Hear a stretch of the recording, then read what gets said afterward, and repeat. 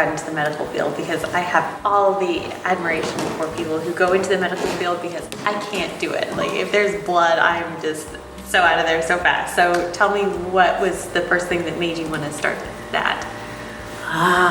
Well, that was a long journey.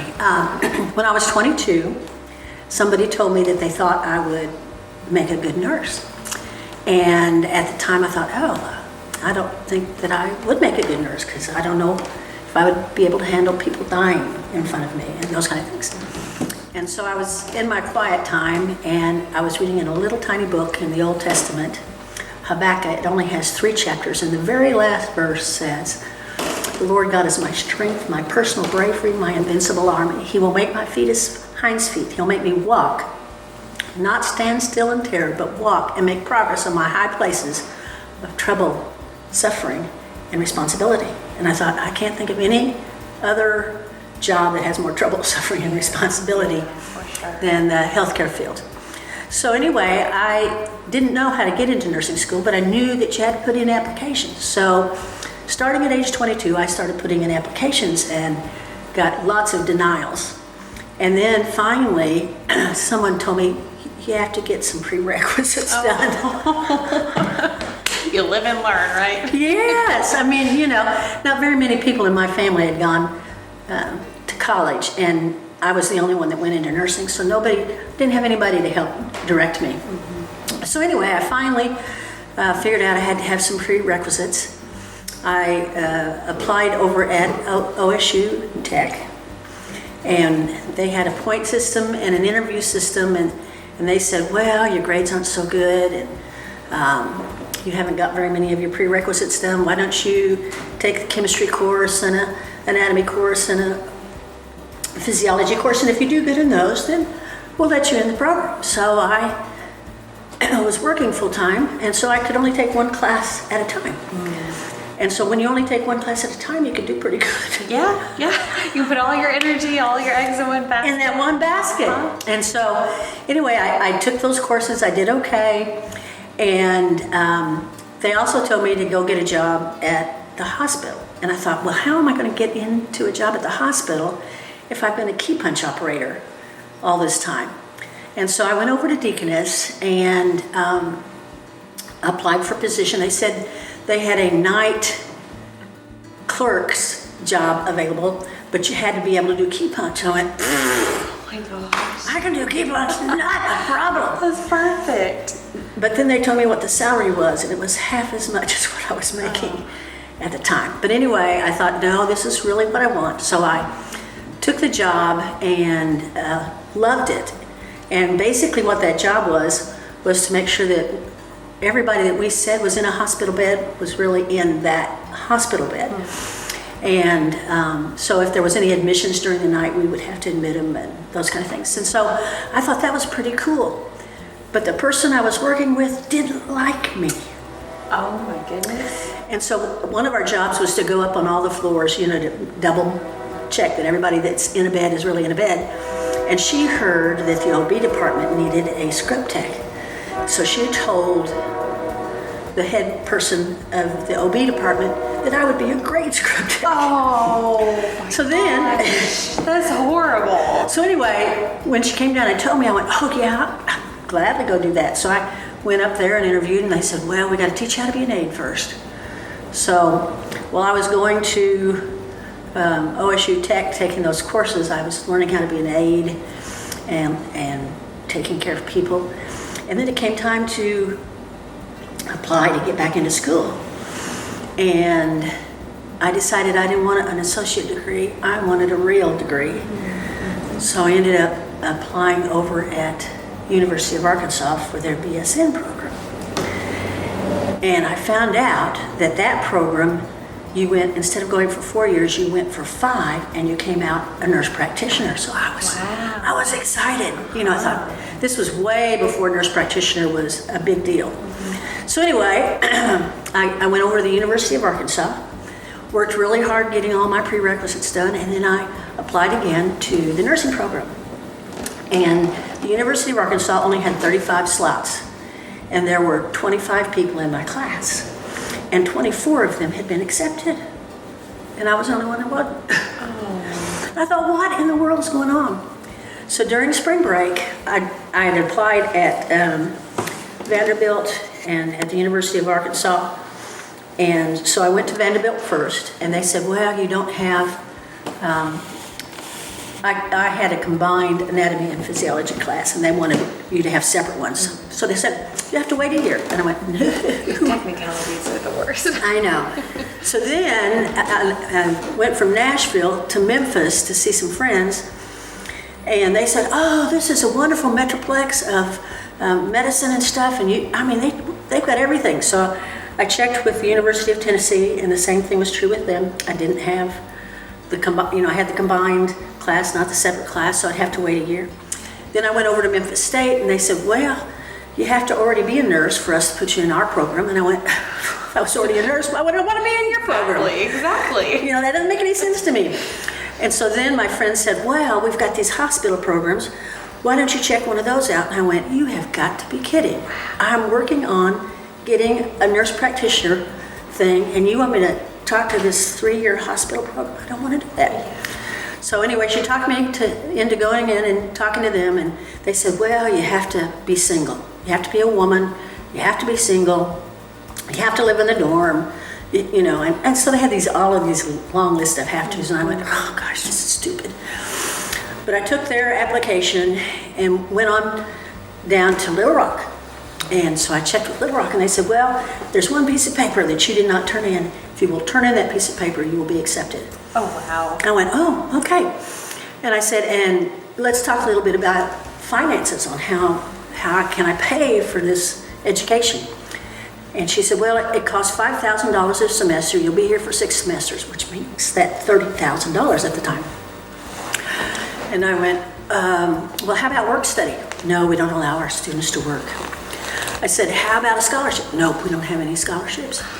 I said, well, how about a grant? No, there aren't any grants. I said, well, how do you expect me to pay $5,000 per semester if there's no work study, no scholarships, and no grants? Well, ask your parents for it. I thought, I am old. My parents haven't paid for any of my schooling for a long time. I'm not going to ask them to give me $5,000 every semester. You're crazy. So anyway, I'm driving back to Fayetteville at this time, and I'm going, God, this is terrible. I really want to go to the University of Arkansas. I really want my name in the sidewalk. I really want the nurse practitioner when I'm done. This is what I really, really want. So I need you to sell one of the cows or one of the hills, because you own 1,000, all the cattle on all the hills. So sell one of those. Do something for me. But anyway, I got back to Fayetteville. I filled out that form, sent it to Little Rock, and then I went ahead and filled out the application for the hospital program in Memphis. I don't know why I did that, but I did. So I mailed both those out about the same time. And it was getting close to the end of the semester, and I still was the only one in my class that hadn't gotten the acceptance letter.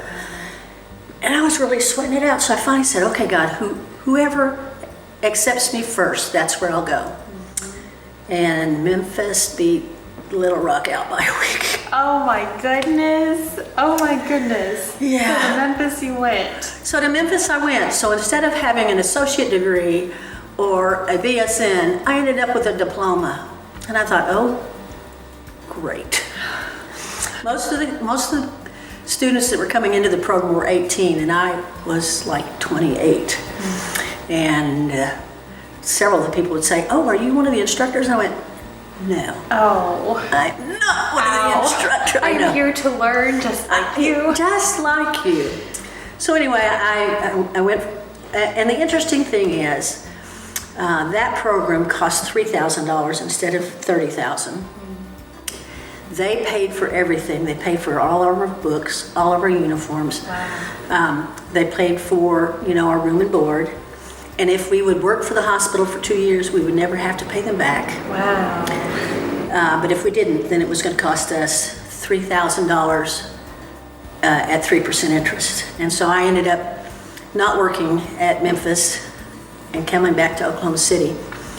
And so that was the only student loan that I ever had to pay back. Wow. So that was pretty It's interesting. incredible. As you've been talking, I'm just amazed. Number one, your persistence, because I know so many people, I've done this before. I've had an idea, I've had a dream, I've had a goal, and I hit that first blockade. I'm like, well, I guess it just wasn't meant to be. And I'll just, go on my merry way, or I'll see my friends go on their merry way. Like, oh, I don't really want it, or I'll come up with an excuse or whatever. But you're like, no, this is what I want to do. And this was a dozen. Okay, well, let's move on to the next. Okay, let's move on to the next. And you just kept going and going and going. That is so beautiful and so rare when somebody has a goal, has a dream, to say, no, I'm going to keep going. I'm going to turn over every rock until I actually get to where I want to go. I think that is beautiful. I'm just so impressed by that. The other thing is that you would keep going and finding like scripture verses and little jewels to keep you going, and you kept going back to God and saying, this is my dream. And I'm guessing you probably believe that God gave you that dream and that goal, and you would keep saying, God, this is what I want to do, and I need your help, I need your guidance and your provision, and reminding him of his character and looking to him to be that provider for your next step. And you saw every step of the way how he was doing it, not in the way that you were probably expecting or wanting, No. but he was doing it. And I love that, because I think God loves for us to go to him and say, look, this is really what I want to do, and if you're guiding me and providing the way, then I'm watching for you to show your character to me. And that's just beautiful. It's probably rare. I'm kind of curious about your relationship with the Lord, because I can tell that it's really strong. I mean, your dream kind of came from a tiny little verse in a tiny little forgotten book that most people probably have never read. So talk to me a little bit about that, your relationship with the Lord, and how you came to have that connection with him, to look to him to be the provider for your dreams. Well, I didn't become a Christian until I was 18. I joined the church when I was 5 because I wanted juice and crackers. And I remember when I was 5 years old, my mother sat between me and my little sister, who was 3, and told us that we couldn't have juice and crackers that day. And I thought, that is rude. Everybody else in the church gets juice and crackers, and my little sister and I don't. So I asked my big brother, what do I need to do to get juice and crackers? And he said, well, you need to tell Mom you want to talk to the preacher. And when the preacher comes, he's going to ask you a bunch of questions. And the answers to his questions are always going to be yes. And so I waited till Wednesday, and then I told Mom I wanted to talk to the preacher. She got all excited. So he came over on Saturday night for supper, and then we sat on a couch just like this. And he said, well, Lynnie, do you believe that you're a sinner? And so I knew right away I was supposed to say, yes. He said, do you believe that Jesus died on the cross for you? So I waited a little bit and I went, yes. He said, are you willing to ask Jesus into your heart? And I said, yes. He said, are you brave enough to go in front of the whole church on Sunday and tell them what you've done? I looked at him, I said, yes. You're a brave little girl. I was a brave little, well, I had a goal in mind. I wanted juice and crackers. Mm-hmm. Anything for that juice and crackers. Anything for that juice and crackers. And in fact, I didn't know when we were supposed to get the juice and crackers. And so I wanted to make sure we stayed for church every Sunday. And it took me a long time to realize if they had the white sheet at the front of the church, then it was juice and crackers day. Red letter day. Yeah. But needless to say, juice and crackers does not a Christian make. Mm-hmm. And so not until I was 18 did I really become a Christian. I knew at 16 that I wasn't, but I wasn't sure I wanted to be. Because a lot of the young people I was around, because I was still in church, but a lot of the young people I was around didn't seem to have a good relationship with Jesus. But on August 24th, 1968, a lot of my friends were going off to college and I wasn't. And so they were having a going away party. And I went to that going away party. It happened to be my birthday, so I was going to pretend like they were having a party for me. And I get there, and for the first time I realized what made my friends Christians wasn't always the way they acted, but it was because they loved each other. And so I remember going home that night, going into my room and telling God, I'm not exactly sure what I'm supposed to say, but today I want to be one of your children. And I count that day as my salvation day. That's beautiful. On your actual birthday, and you became a Christian that day too. Yes. So I celebrate 2 birthdays on the same day. It's beautiful. I love that. So, right from that point, did you know that you were going to? At what point did you know that you wanted to become a nurse? Like, how long were you Christian before that dream? Probably about 4 years. 4 years. Okay. My parents couldn't afford for me to go to college, so I went to a business school and learned how to key punch. And so while all my friends were going off to college, I went off to work and bought my first car, got my first apartment, and Wow. did all those kind of fun things. Adulting. Yeah, I decided to be an adult, But the interesting thing is, I wasn't smart enough to realize that you needed to budget everything, and so I would have enough for rent and maybe the utilities and maybe gas, but not food. Or I would have enough for food and for rent and not the utility, But the interesting thing was God has always been faithful for me. I've never had to worry about money because He would always come through. Either somebody would bring groceries over, or I would find an envelope left on my mantle, and there would be $20 or $30 in there that I wasn't expecting. And so God has always been faithful. Always been faithful. And I was surprised that He stuck me in Memphis for 3 years when what I really wanted was a bachelor's degree. And so I nursed for 10 years as an OB nurse before I decided, hey, I need to go back and get my bachelor's degree. And so I went to UCO and started their RN to BSN program, which was what Memphis State had, and I didn't know what it was for. But I thought, oh, now I'm one of them. I'm one of them who's already an RN, but now I'm going to go get my BS. Oh my goodness. So, well, and the interesting thing is UCO, you don't come up with a BSN. You come up with a BS because their nursing program is couched in their science and math college, and so you don't come out, they don't have their own, quote, nursing school. So 10 years after I'd gotten my RN, I finally got my bachelor's degree. Yay. I was so excited. What are you currently investing in? What is your life passion now? What are you doing to continue your calling here now? Well, I'm retired as of 2018, but I'm very connected to my church. I'm helping lead a women's Bible study, and that I teach 3rd and 4th graders Sunday school and have for the last 20 years. Aww. And I do lots of arts and crafts and give them away. Oh, I love that. So the exciting thing now is I get to decide what it is I want to do each day. And, I has been so busy, I wonder how I ever had time to work. So I was also very much involved in the CASA for a little while. Talk a little bit about that. Well, CASA stands for Court Appointed Special Advocate. And what we would do is help foster children to have a voice in the court system. And so we would spend time investigating what's really going on and figuring out what the child really, really wanted. And then we would go to court and speak up for that child. I had 3 kids in my first case, and the father walked away and gave up his rights, but the mother worked really hard to do everything that the court system asked her to do.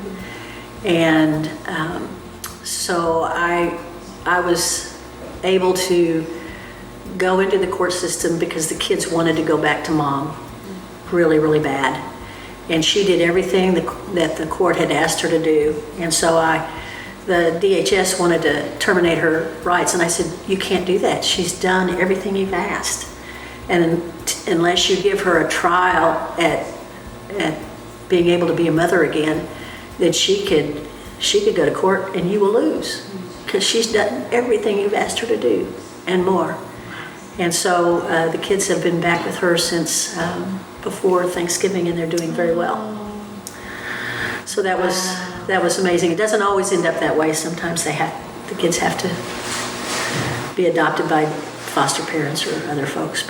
But your ability to intervene in that situation has changed their connection, their family for forever. And the fact that you stood up for them when nobody else would, it's beautiful. Yeah, it was. I remember the last day we were in court, the lawyer for the mother told the judge he wanted to thank me for being persistent and consistent with the family when everybody else was ready to give up on them. Wow. And that I've been to court several times, and that never happens. And so I felt really good. Really good. Yeah. I've seen this theme throughout your life that you are just continually meeting people in a place of need.